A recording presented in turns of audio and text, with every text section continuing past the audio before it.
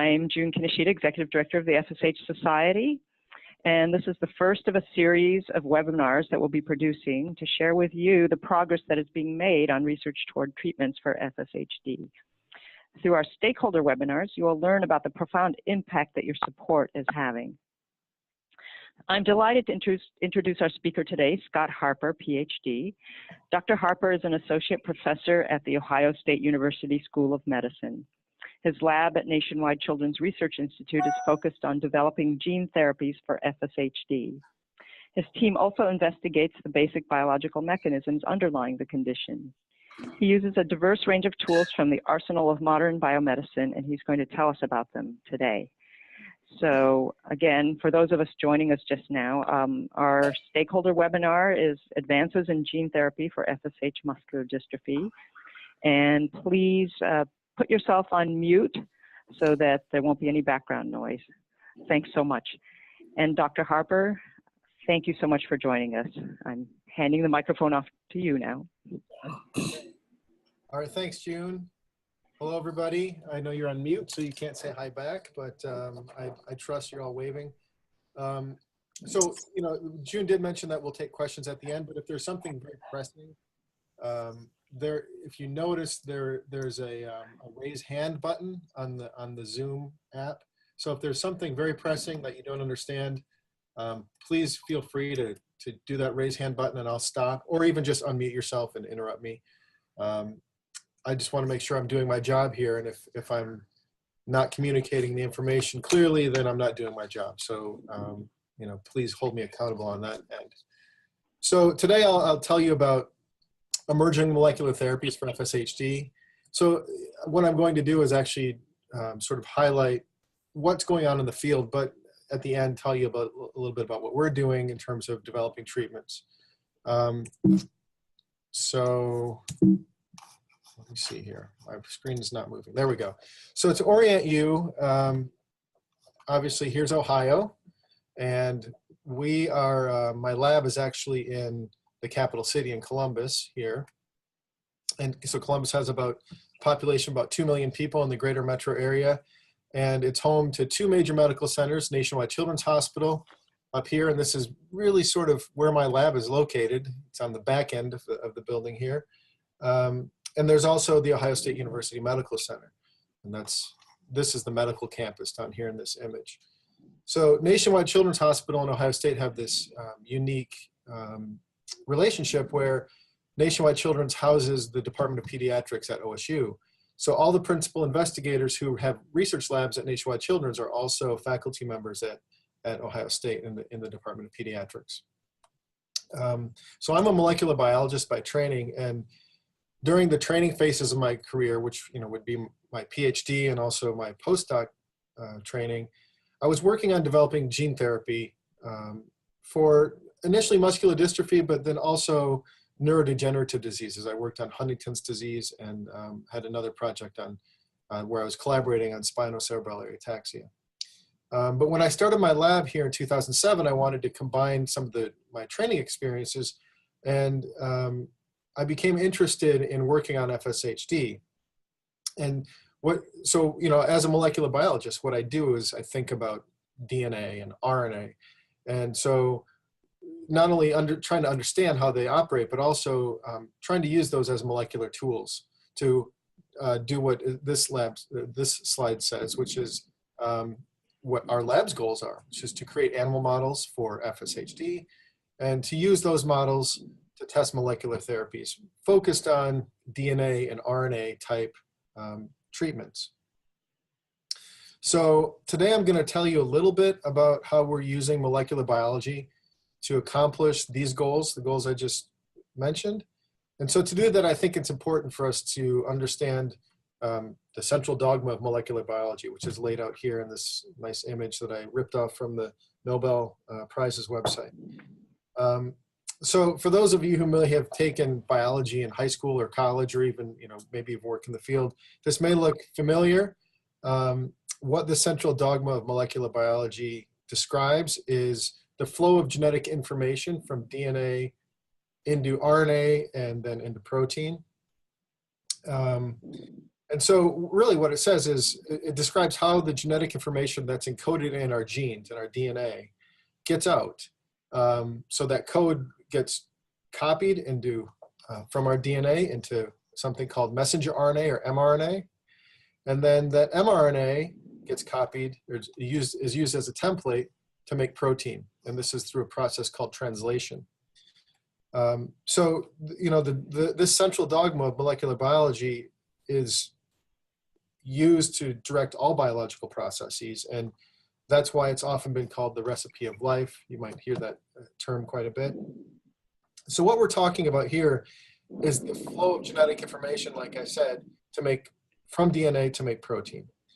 And so, oops. So with our understanding of the central dogma of molecular biology, and these are discoveries that the discoveries that define these processes actually occurred over maybe 5 decades or so. And you know, I think maybe 11 or 12 different Nobel Prizes have been awarded to various discoveries that have contributed to our understanding of this information flow.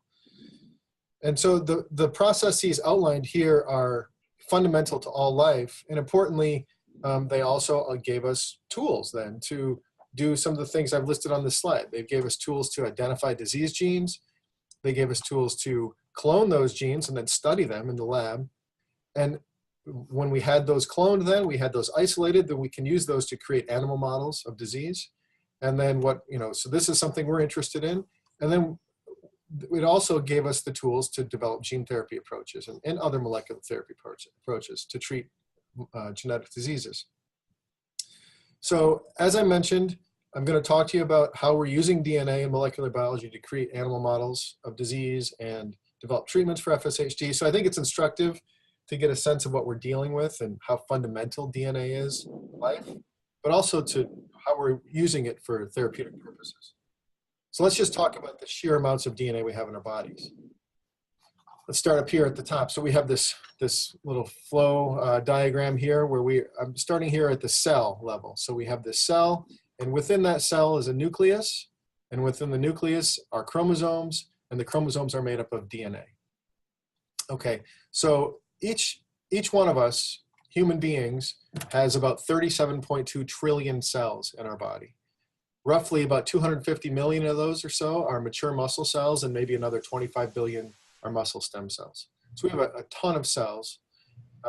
That's 37.22 trillion is a really unimaginable number to me. Within each one of those cells then, or most cells, are 23 pairs of chromosomes in the nucleus of those cells. So because they're pairs, we multiply that by 2, we have 46 total chromosomes.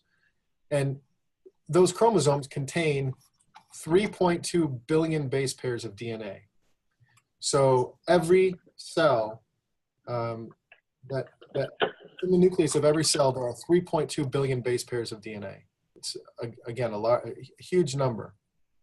And within those base pairs of DNA, so what we're talking about here, we have the nucleus, we have a chromosome, and let's flow all the way down here to the individual gene level. So now we're talking about small pieces of the DNA that are present within the chromosomes. So these are genes, and we have about 20,000 or so protein coding genes that are present in our chromosomes, in our DNA. And with different manipulations of those genes that our body can do, we can create a larger diversity of proteins. So there are estimated to be around 100,000 different proteins that can be produced from these 20,000 protein coding genes. Okay, so again, this is fundamental stuff to life and also to what we're trying to do for therapy development. So just a few more fun facts about DNA. So as I mentioned, one cell has 3.2 billion base pairs of DNA. Well, how much is that actually? How much does that weigh? One cell contains about 6 picograms of DNA. So it doesn't weigh a lot, right? That's a tiny amount. But if we multiply that by the number of cells we have in our body, that's about 56 grams of our weight. All of our body weight is contributed by our DNA. And that's roughly equivalent to about 11 nickels or 23 pennies. So 23 pennies worth of weight is in all of our bodies can be attributed to our genetic material. And if we can uncoil that, so DNA is normally bound and it's sort of coiled up and it's not present linearly normally. But if you could uncoil it and then stack it end to end in a line, it could stretch 150,000 trips to the moon. That's about 67 billion miles. I think somebody might have their mute button off. I'm hearing some background. Okay, so so we have this is a small amount of stuff, but it's massive in its scope in terms of, so it's microscopic obviously, but we have so much of it that it can stretch 150,000 times around the moon in one person. And then if we uncoil just the DNA from one cell, it can stretch about 6 feet, which is taller than Neil Armstrong, who was the first man on the moon. And then all of this material then is packed within the nucleus of a cell that is about the size of the width of about 1/10 the width of a human hair. So to me, this is incredible to think about the scope of this. We have all this genetic material packaged within our bodies, and it doesn't weigh very much, but it's immense in terms of if we stretched it out in a line. And then it's also packaged within a very small area of our bodies. It's mind-boggling to think about these numbers.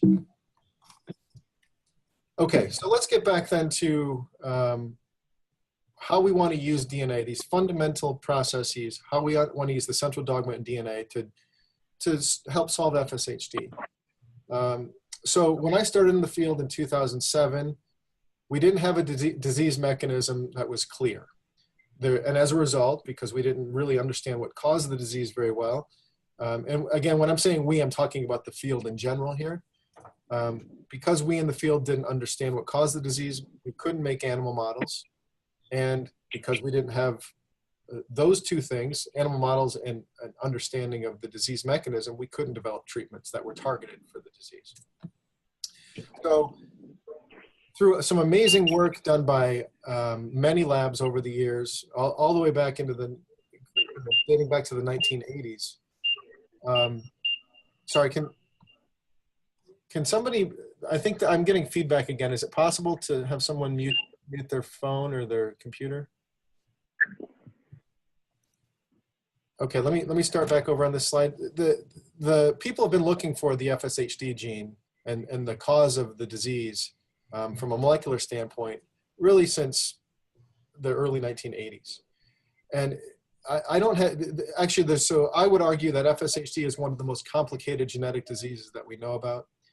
And I don't have the time in this seminar to outline all of the steps that are required to cause FSHD, but I'll just give you the punchline, which is that the field is now focused on this gene called DUX4, DUX4, as our main target. So the current model is that DUX4 is normally off in muscle, and in FSHD, it is on. It's not supposed to be on, but it's on. And when it turns on, it causes muscle damage and muscle cell death.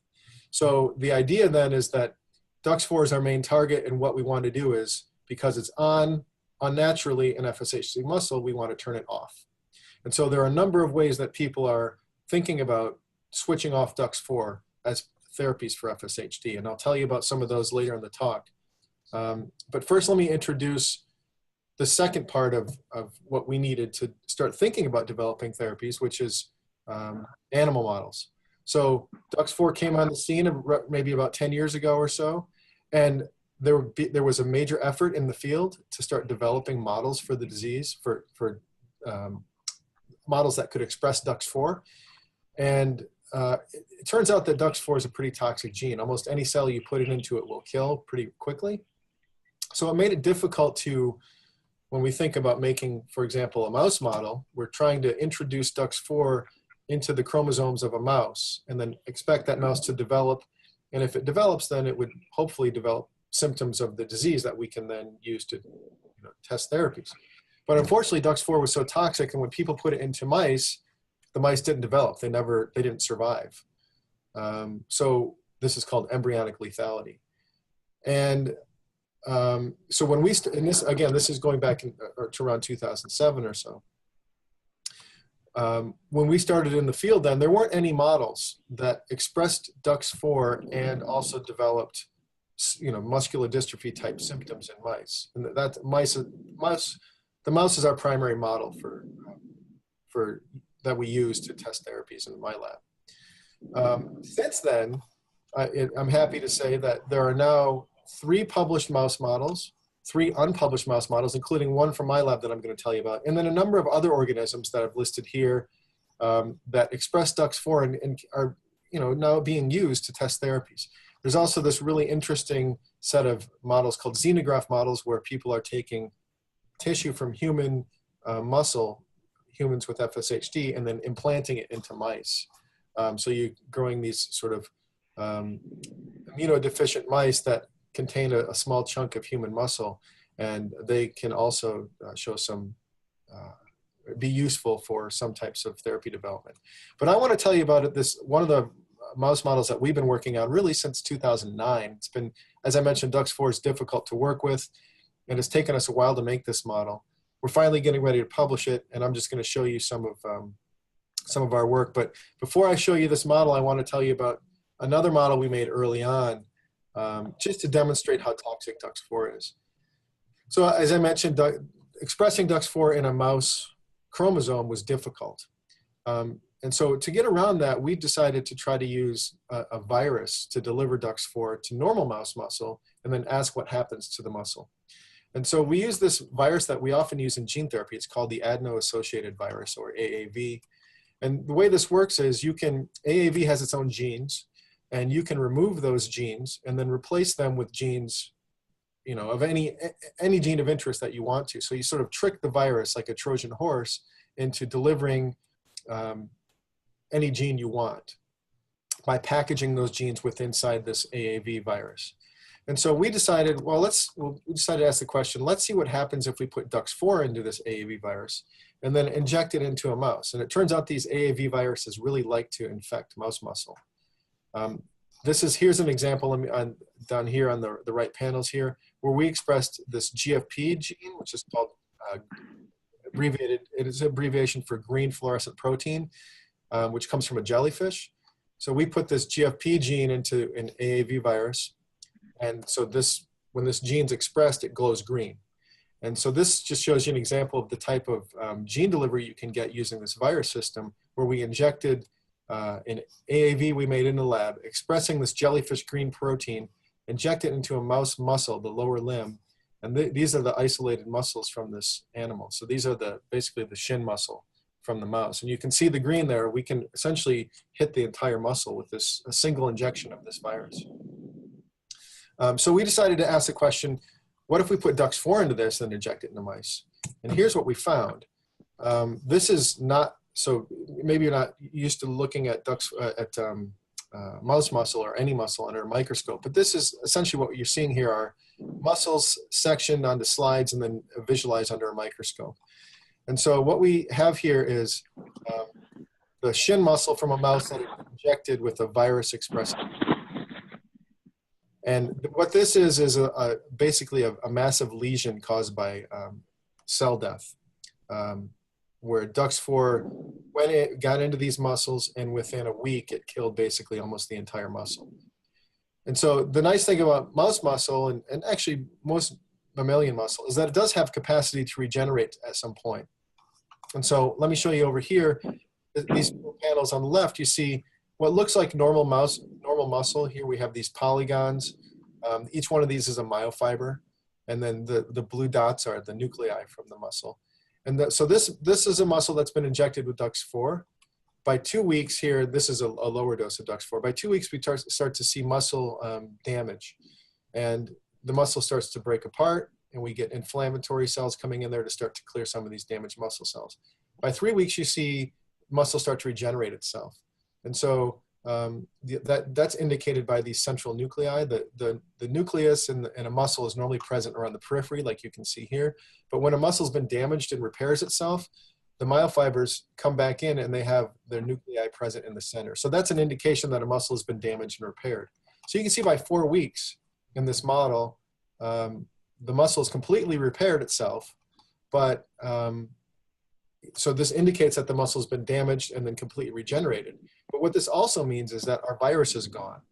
The virus that we used to express DUX4 went away as the muscles died. And so this model was nice that, it was nice for us to develop early on when we didn't have a stable mouse model, because it allowed us to test some therapies early on in this very early part of the disease process. But they're not useful for testing, long-term therapeutic approaches, because the model only lasts 4 weeks. The other thing is that this kind of pathology that we're seeing here, this massive lesion that you're seeing in this muscle, injected with the DUX4 virus at high dose, it's not what we see in human FSHD patients. So this is not, this is a really strong model that causes rapid damage, but it's not useful for many things. So we wanted to continue to work on developing an animal model where we could have lower expression of DUX4 present in the chromosome of a mouse that would more faithfully mimic what is seen in human muscle. And so, like I said, we started working on this particular model in 2009 with support from the MDA and the FSH Society.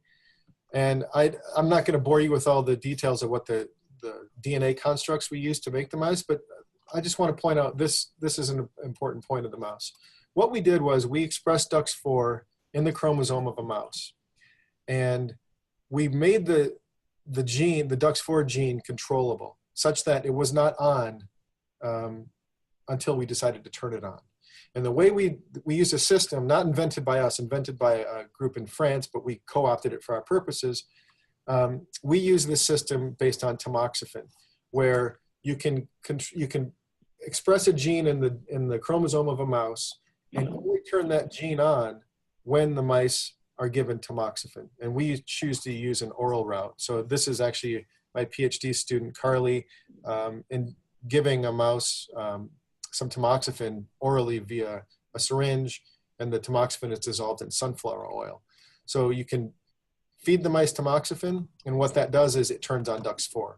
So it allows you to turn on DUX4 at any time that you want. So we could allow these mice to develop in the absence of DUX4. They would become adults. We give them tamoxifen, and then DUX4 turns on. And this is the type of thing we're seeing. We have, this is a high dose of tamoxifen, so these mice are getting pretty high levels of DUX4 in this case. These are two animals. They're identical genetically, so they're basically brothers. And one has, so they both have the DUX4 gene, but only one has it turned on. Only one of these mice received tamoxifen. And so this is obviously the guy here. I think you can appreciate that he walks with a wobbly gait, and he's got this arched back, which indicates that he's got muscle weakness. So these are the types of outward phenotypes we're seeing, outward symptoms we're seeing in these mice. And so we can actually measure this mobility deficit. So we use this thing called an open field cage that looks like this. And these black bars have lasers on them. And so, I mean, not quite this dramatic, but it has a laser grid here. And so you can put a mouse in this cage, and as the mice move, they will trip the laser beams, and then the computer will measure how many times those lasers have been tripped. And you can use that laser tripping data to determine how mobile the mouse is. And so we use this system to look at our animal models, our DUX4 animal models. And what we found was that they have reduced total activity by 2 months. So when we turn on DUX4 after 2 months, the red and blue bars are DUX4 mice. These are the red are females and the blue are males. We see reduced activity. And this is at lower doses of tamoxifen. And also we can measure rearing, which is basically this activity, which is when a mouse can stand up on its hind leg. And so by 2 months, we also see these deficits in rearing behavior with both males in blue and females in red. So this is a nice indicator that we can use to test therapies. Treat animals with various therapies and then ask, do we improve their mobility using this sort of what we call an assay. And then if we look at the muscles, if you remember that massive lesion we were seeing when we injected high doses of DUX4 with the virus, well, we're seeing much more subtle muscle pathology in these animals when we induce DUX4 at low dose. And so what you see, here's a calf muscle 2 months after turning on DUX4. There's still a lot of normal muscle myofibers present, but you can see some here that have these central nuclei indicating that the muscles have been damaged and regenerated. You can see some that are actively dying and being cleared by immune cells. Down here, there's a shin muscle 2 months after turning on DUX4, much more subtle pathology here, where we have a muscle that's undergoing cell death and being cleared by immune cells. And when we stain a serial section, so this is another microscopic section that's basically the next section over from this one, you can start to see DUX4 being, well, right here, you can see DUX4 is present normally in the nucleus, so this red dot. But as a muscle is dying, DUX4 starts to spread out a little bit. So we can actually find DUX4 in these dying muscles. And again, these are outcomes that we can use to test therapies. Can we, so for example, if we treat animals with various therapies, can we prevent this kind of pathology from happening? And can we reduce this staining of DUX4 in the muscle? Those are the kind of things we're going to be looking for. Another interesting thing we find in these mice is some interesting diaphragm pathology. So you're probably aware that FSHD classically is not considered to have much respiratory involvement, but I think that picture is changing now, and we're starting to understand that there is actually quite a significant segment of the FSHD population that does have respiratory distress. And so in our animals, I would say we still have to come up with the numbers, but I'm thinking in the high 90% based on what I've seen so far, that most of them don't show much diaphragm pathology. So this is what a normal mouse diaphragm looks like under a microscope. It's you know, relatively intact, and the nuclei are present around the periphery.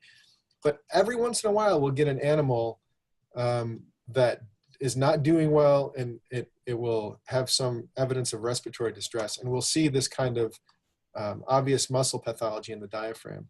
We can't explain that yet. We don't know why that is, but we do see it. So I thought it was interesting where the pathology we see in the skeletal muscles is relatively consistent among one animal to the next, but in the diaphragm it's not. We work on trying to understand why that is. Okay, so this is the mouse model we want to use now to test therapies. And so I'm going to tell you about some of the strategies that we and others are using to test molecular therapies of FSHD. And I want to make a distinction here. When I'm talking about molecular therapies, I'm talking about you know, therapies based on DNA and RNA, or protein, I suppose. I'm not talking about drug therapies. That's a different category. But it's still, you know, some of the drug therapy could impact some of these pathways I'm going to be telling you about. So let's go back to this. I showed you the slide earlier where we have the cell, and then the nucleus, the chromosomes, and then all the way down here to the genes. So where is DUX4? DUX4 is located right here on the end of chromosome 4, the very end. Okay? And so this is probably something you were aware of, but this is the region we're looking at is chromosome 4. This is the FSHD region. And that region of chromosome 4 in non-FSHD muscle, the DNA of that chromosome 4 region is normally bound up like a ball of yarn. We can think of it like a ball of yarn. So if you can imagine you have this ball of yarn at the end of chromosome 4 wound up, and DUX4 is buried somewhere inside there. The cellular machinery that's required to turn on that DUX4 gene and then allow it to be made into messenger RNA and allow it to be made into protein, not very accessible. It can't get in there to actually turn that on. So this is a sort of a simplistic overview, but this is what's happening in non-FSHD muscle, where DUX4 is there, it's not being made. But in FSHD muscle, the DNA at chromosome 4 unspools a bit. And so it looks more, you know, again, this is a caricature of it, but so if you can imagine DUX4 being here in this unspooled region, now DUX4 becomes accessible and can be made into messenger RNA, and then it can be made into this toxic protein. Okay, so if, you know, this is sort of the fundamental idea. Can we come up with ways to shut down DUX4 at multiple levels, either at the DNA level, the RNA level, or the protein level, using molecular biology? Okay, so let's dig deeper into this now. So I want to just go back and again point out we're looking at the end of chromosome 4, and now we're going to blow that up. So this is basically the DUX4 region at the end of chromosome 4. So let's start up here. We have the telomere, which is the end of the gene, the end of chromosome 4. And then DUX4 is present within these repeats that I'm sure you've heard of called D4Z4 repeats. Each one is essentially an identical copy of the next. Here I'm showing a diagram that has 3, which would be considered an FSHD range. Each one of those D4Z4 repeats then, if we move down here, contains a DUX4 gene. You can see it here. I've got it in orange. And then if we focus on the last one, the very last repeat, so what we're talking about is this one right here, next to the telomere region. This is the one that's important in FSHD. And so the anatomy of this looks something like this. I'm going to walk you through this. But this is the important one again for FSHD. And so let me just give you some of the key features here, because what I want to do is introduce some terms so that I can tell you about how we and others are thinking about interfering with how this last DUX4 gene is processed and made, and hopefully then preventing it from being produced. Okay, so here we have this gene. Here's the DUX4 coding gene. So what this region means is this is the actual part of the gene that has the instructions to make DUX4 protein. So this is the protein coding region, this orange, and that's encoded in something called exon 1. Just upstream of that is this region called the promoter. And this is really an on-off switch for a gene. So every gene has a promoter. So genes that may be expressed only in kidney would have a kidney-specific promoter. So they're only on in the kidney, but they would be off everywhere else. And so DUX4 has a promoter itself, and it seems to be active, seems to be turned on in FSHD muscle. So that's a region that is potentially manipulatable. And then we have, I'm not going to tell you about introns here, but then we have another region that I want to focus on. This is called the poly-A signal. Now this is just a DNA sequence that's present at the end of every gene. Every gene that makes a protein has to have a poly-A signal.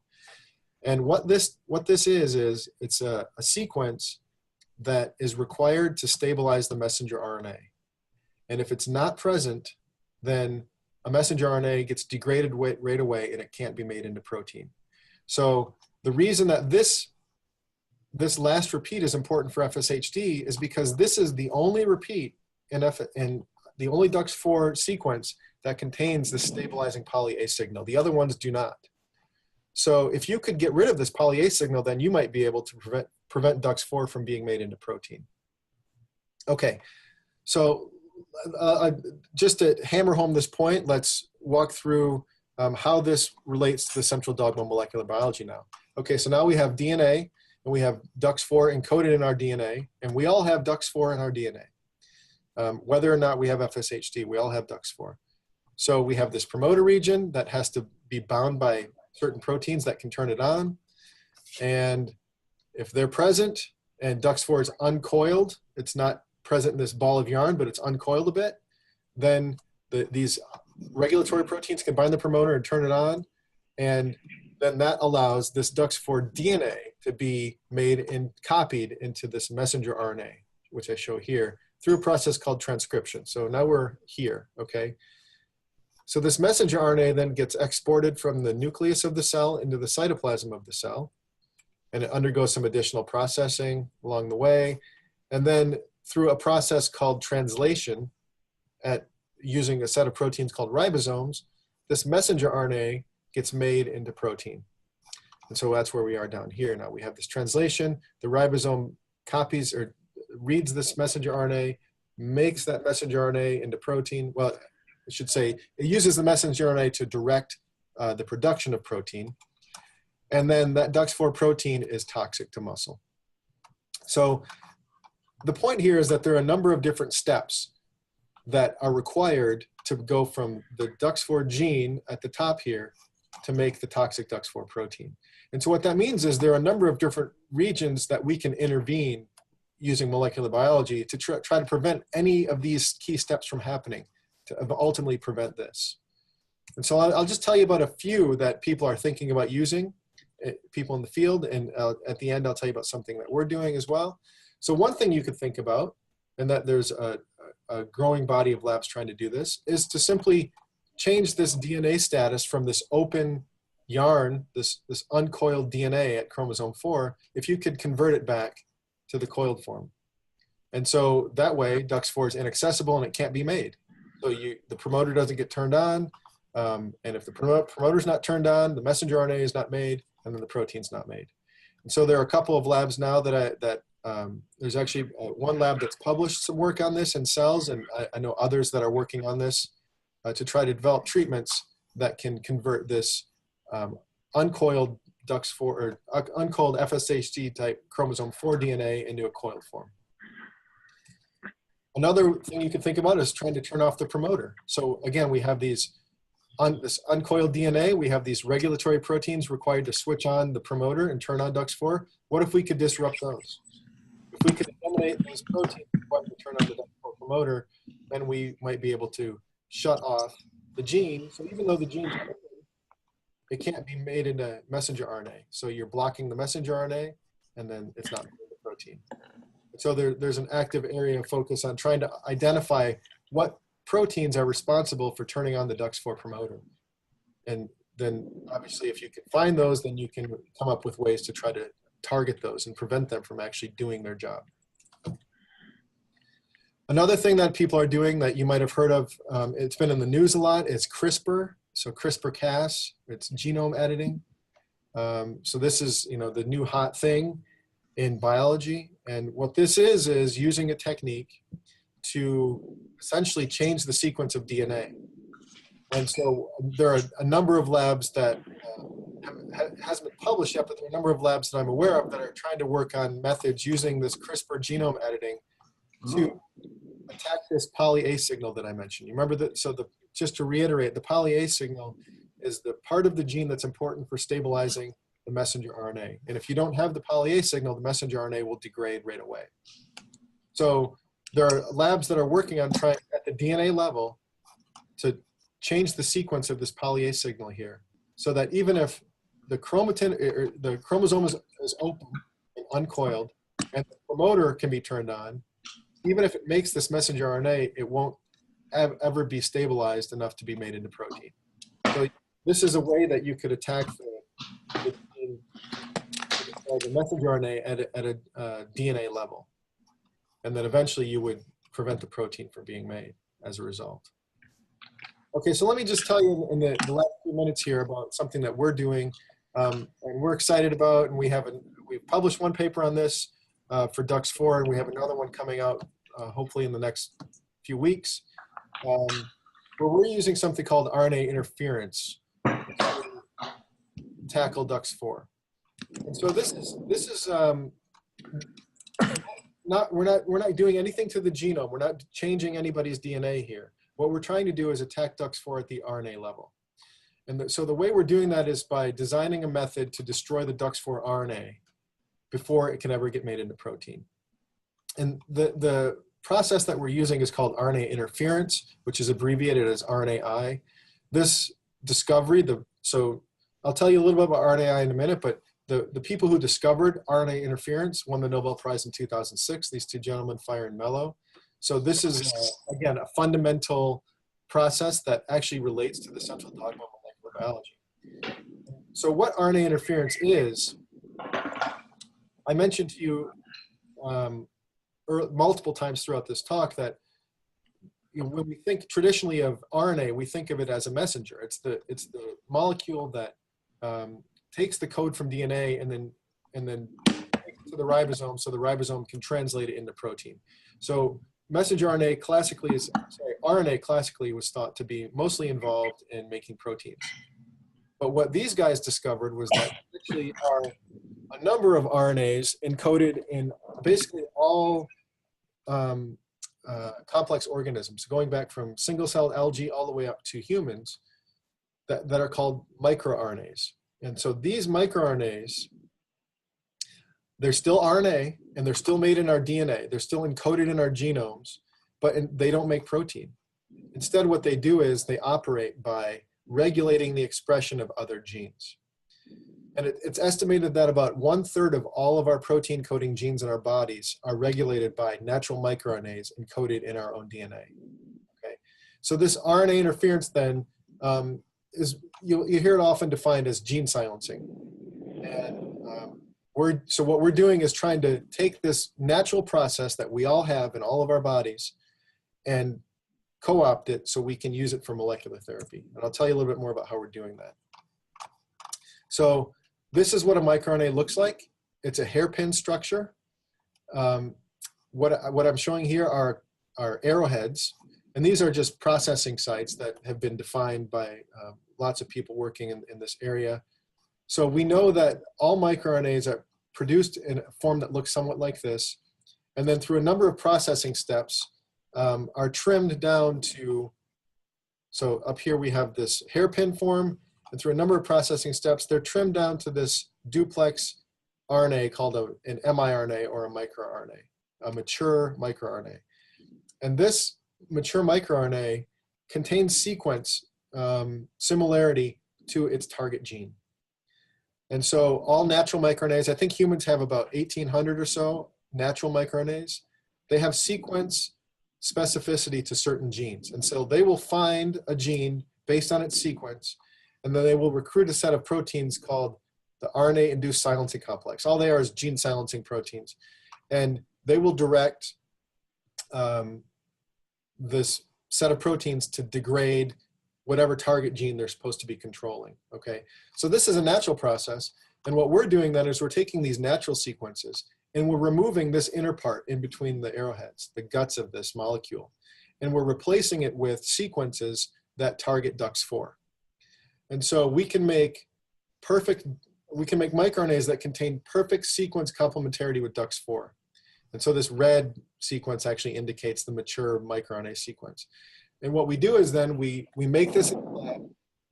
We can express it then into cells. So obviously our target is muscle cells. And the body, the cell actually thinks that it's a natural microRNA. And so it'll process this artificial microRNA we've designed through the same pathway that it processes natural microRNAs. But at the end, when it makes this duplex microRNA, instead of producing a microRNA that's targeting gene X, we're making a microRNA targeting DUX4. And so what we're doing there is we're redirecting the cell's gene silencing machinery to degrade the DUX4 messenger RNA here. And it really is finding a needle in a haystack, but it works really well. And so this is how we're delivering these. We clone our microRNAs. We call these microRNA shuttles. We clone them into the same adeno-associated virus that I showed you earlier that we used to deliver DUX4 to muscle. And so you can remove the virus genes and replace it with the microRNA genes. We can grow these up in the lab in multiple quantities, 10 to the 14th particles of virus. And then we can inject these into mouse muscle. And I showed you the kind of gene delivery we can get, and then destroy the DUX4 messenger RNA. And I'll show you our first experiment doing this, where we have muscles treated with, muscles expressing DUX4 at 2 weeks and 3 weeks, and we see this muscle damage. These muscles have not been treated, and we have the same mice treated with the same amount of DUX4, or expressing the same amount of DUX4, treated with our adeno-associated viruses expressing a microRNA targeting DUX4. And you can see that these muscles are completely protected from muscle damage. And so where we're at now is, I mentioned that we have a second paper. So this is published in a first proof of concept paper. And what we've been doing is identifying our lead sequences.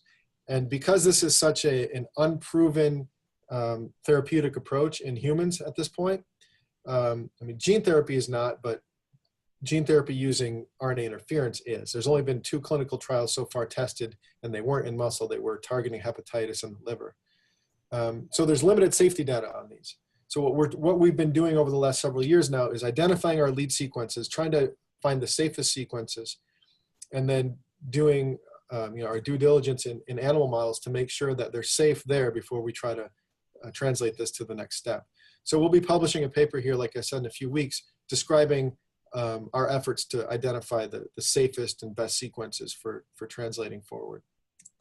Okay, so just to summarize then, I think I'm almost completely on time here, June. So you are. So the state of our field now in 2017, I mentioned 10 years ago, we didn't have a gene target, we didn't have animal models, we didn't have promising treatments in the pipeline. In 10 years, this field has made remarkable progress. It's been amazing. And you know, I'm happy just to be a very tiny part of it. There's been some really incredible labs doing some incredible stuff here that have allowed us as a field to focus on the DUX4 gene, and then use that knowledge to create multiple animal models, which I showed you several examples of, and then develop a number of promising treatments. The ones I mentioned here are just a few that are, you know, sort of a survey of what's out there, or what people are trying to develop. But there are a number of different research labs in academia, and now I think, which should give people hope, is that pharma is also involved as well. So the fact that we have a number of different biotech companies and pharma companies interested in FSHD should tell you that the field has come to a point now where they actually think something can be done. So they're not going to get involved unless there's, you know, obviously some future profit to be made. So I'd like to thank, first of all, I'd like to thank June for inviting me to do this. I'm very happy to participate here. I thank the FSH Society. They've really supported my career in FSHD for the last 10 years, all along the way, including my fellows. And the MDA helped to fund, so we've had a number of funders for different projects, but the MDA in particular and the FSH Society helped to fund our mouse model that we've been working hard on over the last several years. And just to finally point out that most of the data that I showed you, I only had a few data slides, but the RNA interference approaches and the mouse model were worked on mostly by Lindsay Wallace, a postdoc in the lab, and Carly Gieske, who's a PhD student. So thank you for your attention, and I'm happy to take questions. So I guess I'll turn it back over to you, June, and then you can sort of moderate that, I guess. Yes, okay. Thank you so much. You know, we are all virtually applauding this wonderful, very informative talk. So if you have questions, I think unmute yourself and just ask away, or you can use the chat window, and I'll monitor that. So if you wanted to ask a question, rather type it in, you can do that as well. I see so, Jim A has his hand up on the virtual hand thing. Raise it. Oh, okay. I'm not seeing the virtual hand, but anyway, go ahead. If you have a question. Yeah, this is Jim. I had my virtual hand up. Can you hear me? Did I unmute myself correctly? Yes. Okay. Yes, we can hear you. So going back to your DUX4 mouse that was induced with tamoxifen, Yes. The mouse that was, you know, obviously severely affected, if you ceased the tamoxifen, did that mouse recover? We haven't done that experiment yet, but it's something we need to address. I would guess, if I had to guess, I would say it probably will recover. Okay, how would that also apply to the RNAi mouse that was? Did you try to treat the mouse that was induced with tamoxifen, or was that using your mouse? I guess the RNA mouse. Yeah, so the RNAi was done. So this goes back to the limitation of our viral model. The RNAi was done in the viral model, and so we could only go out to 4 weeks with that model because the virus is in the muscles where there's damage. The virus is gone by 4 weeks. So we're now repeating all those long term in the new mouse model, and we're going to ask how long can we see suppression. How long can we take this out and actually show some benefit? But we're translating that, if I can continue with the question, I'm translating back that to humans, and one of your earliest slides that talked about the number of stem cells versus mature muscle cells, which I believe, if I'm remembering right, it was about 50 times more stem cells than mature muscle cells. If you were to be asked, what's your expectation that in a muscle that's either moderately or severely affected by DUX4, is your expectation that there could still be stem cells, lurking in the muscle, waiting to come alive in the absence of DUX4, or what would you speculate on that?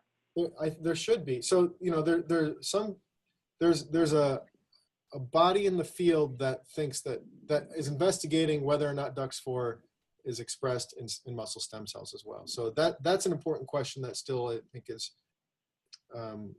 we don't have clarity on.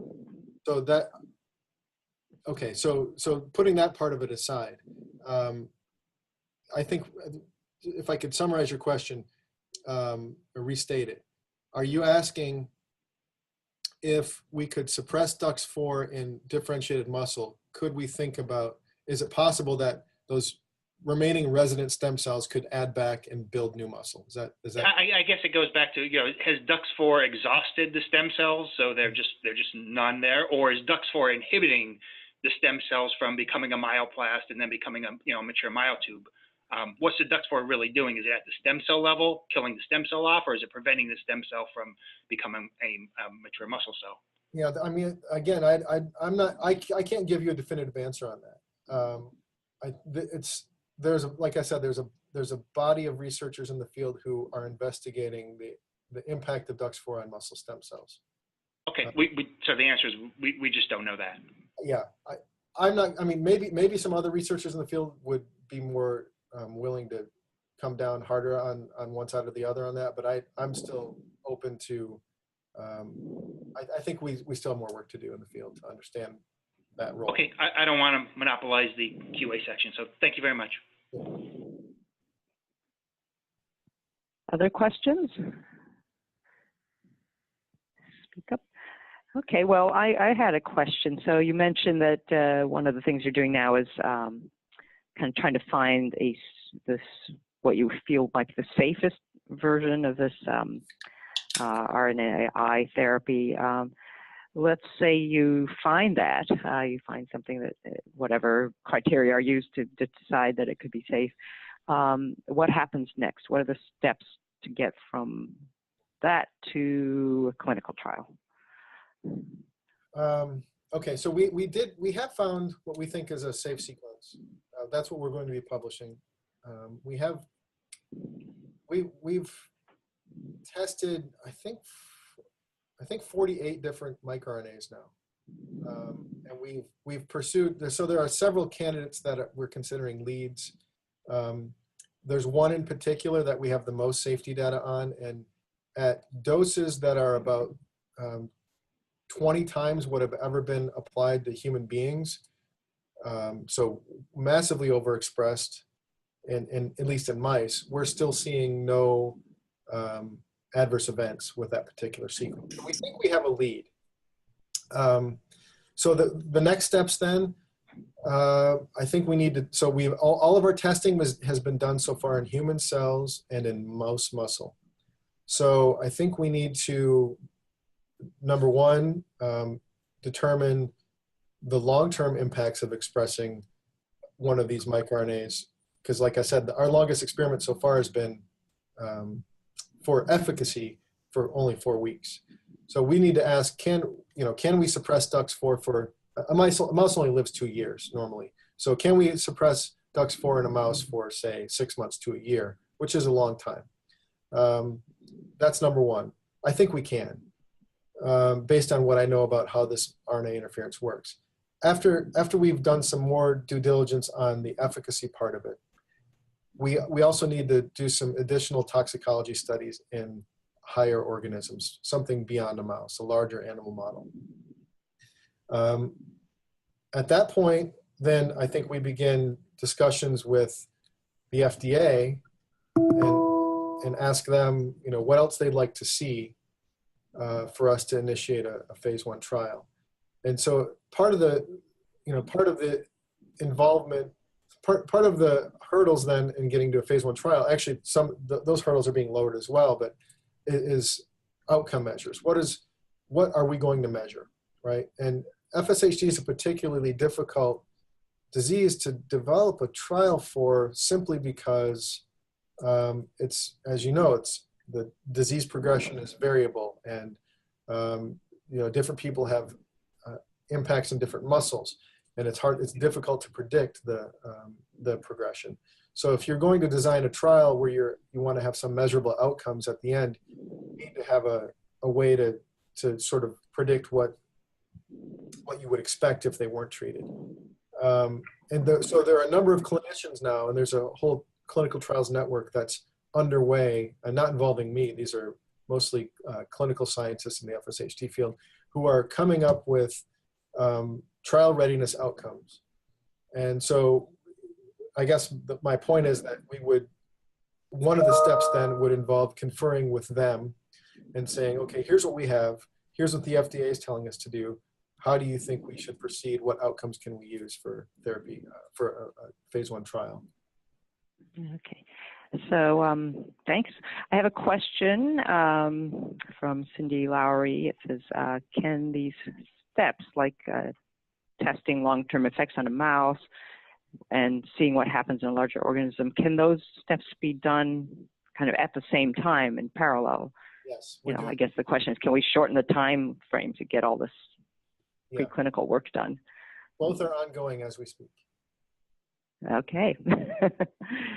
And then there was a question from Alex Hoffman. It's more of a basic biological question, but I'm sure it's one you've thought about, which is that, oops, I just lost it. It has to do with the fact that in FSHD, the degeneration, the genetic mechanism is everywhere, right? It's in all cells, certainly all skeletal muscle cells, yet it only seems to produce pathology in specific muscles at a time. It seems to have this way of this more rapid degeneration in a specific muscle. What do you think that's about? I don't know. Okay. Yeah, I don't know. I don't think anybody knows. Yeah, the general picture of FSHD involvement, muscle involvement, the classical picture, I don't think I haven't heard a good explanation for it yet. But it is true that there are some people that have, can have virtually all muscles affected. So it's not a universal picture.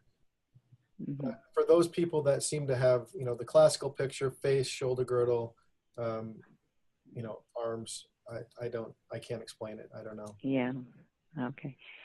And he was also wondering about, not your area of research, but, if you've followed the Resolaris trial, and they recently announced some results from their early onset study. Did you have any comments about that? I saw a press release on it. I can't say that I know much about the trial. Okay. All right. So I see Jim Albert's hand is up again. Jim, did you have another question? Actually, that just stayed up there. I never unlowered I guess I'm supposed to lower my hand. All right. I'm throwing one more out there.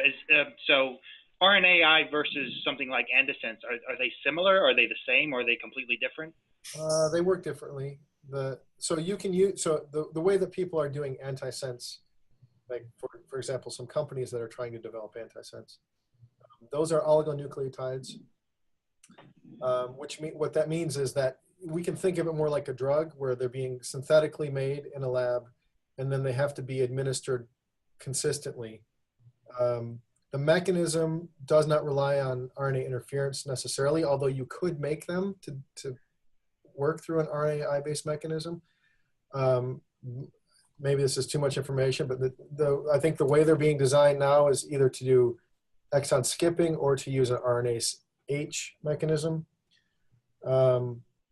And so the difference between what's being developed by drug companies right now with these antisense approaches and what we're doing using gene therapy is the requirement for dosing. So in other words, a drug company that wants to do an antisense therapy that's not based on gene therapy is going to produce this oligonucleotide and administer it like a drug, and you'll have to take it, I don't know how often, but probably once every few days for the rest of your life for it to work. Versus gene therapy, what we're trying to do with these AAV vectors that express microRNAs, that would be a one-time delivery and theoretically would give you lifelong protection, so long as you're not having muscle turnover. These viruses can live indefinitely in muscle, in non-dividing cells, so long as those muscles are intact. So that's a major difference. It's different than the delivery that you talked about with the virus, where it was only good for 4 weeks. That's not applicable to the RNAi interference. No, the reason that the virus in our DUX4 model was only good for 4 weeks is because DUX4 kills those muscles and then the virus goes away. Oh, okay, I got you. But if the muscle's intact and you're actually delivering a therapeutic that's protecting the muscle, that virus should theoretically last forever. Your RNAi is a one and done kind of deal, somewhat similar to CRISPR. Yeah, exactly. Okay, thank you. Great. Well, thank you. I'm afraid our time is up, and I know Dr. Harper has a lot of other things needing his attention. So I really thank you so much for taking the time today to give your presentation. I learned a lot. I'm sure everybody learned a lot. And so we will have another webinar coming up in a few months. We'll announce that. But meantime, good luck to you, Dr. Harper. And thank you, everybody, for joining us today. All right, thanks a lot. Thank you.